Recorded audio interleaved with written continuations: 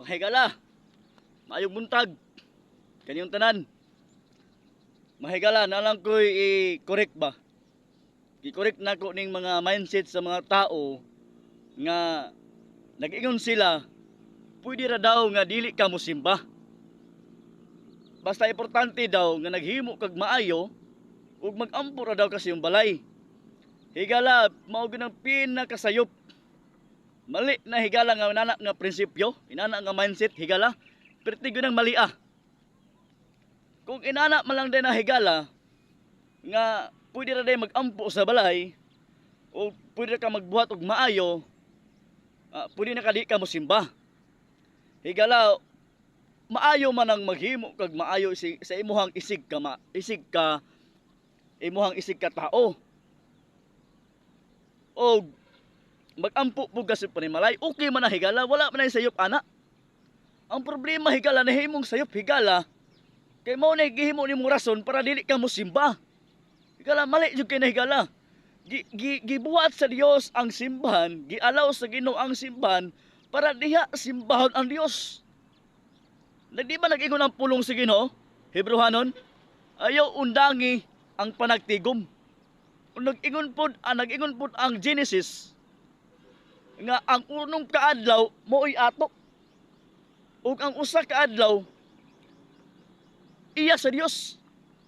Di ba nag-ana ang Ginoo ana sa pagbugna niya sa kalibutan? Pagbugna niya sa tanan butang sa kalibutan mga higala. Nag-ingon gud ang pulong sa Dios higala, ang unong kaadlaw mo'y ato. Ang usa ka adlaw mo'y mao sa Dios. Karon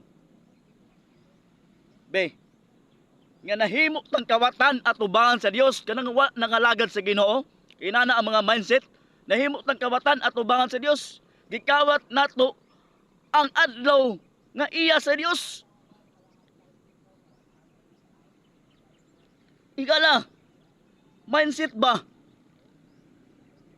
Muna igala nga bato-bato sa langit matamaan, magbago na, ayaw mo kasuko para magyapon ni sa inyo ha. Kung musupak mo sa pulong sa Dios, kisundon ninyo ang iyong prinsipyo, kana igsoon piting malia. Walay supakiro makasulod sa gingerian sa Dios, ug walay kawatan nga makasulod sa gingerian sa Dios. Unsa hitabo sa mga tao nga nagsupak-supak kanuwi? Sa panahon si Duwin nagwali, unsa man hitabo? Nangamatay ang mga tao nagsupak-supak kanuwi. Di mo tuo sa pulong sa Dios. Nakaron kung di ta mo tuo sa pulong sa Ginoo, di ta mangalagad. Di atong rason nato kay kumusimba ta, makasala magyapon ta. Makasala magini nagsimba, what if nang wa nangalagad? Mo na gani igsuon, gibuhat sa Dios ang simbahan para sa mga taong makakasala. Makasala man ta, wa may maayo nato. Nga mo day kung di ka mosimba, mahimo kang perpekto. Di ba dili? Gibuhat ang ospital para sa naay mga sakit. Wala gihimo ang ospital para sa walay sakit. Muna igsuon nga ang ospital para gyud na gibuhat ang ospital para sa mga tao nga naay sakit. Gibuhat ang simbahan para sa mga taong naay mga makasala. Para mahimo tang tulid ba, diya man ta maka dungog sa pulong sa Dios, ang diya po nato masinati ang presensya sa Ginoo, pero pwede man masinati man nato ang presensya sa Dios bisan asa ta. Pero igsuon ang sugo sa Dios ato siyang tagahaan og usa ka adlaw sa atong kinabuhi. Muna mga higala nga atong alagaran ang Dios sa atong kinabuhi, minta sayo pa mangalagad sa Ginoo. So nahimo tang kawatan kung di ka mosimba sa Ginoo, di mo simbahan ang Dios sa adlaw nga tigsimba. Igsoon di makakawatan sa mga butang, pero kawatan ka tubahan sa Ginoo. Kay kawat di mong usa ka adlaw sa Dios.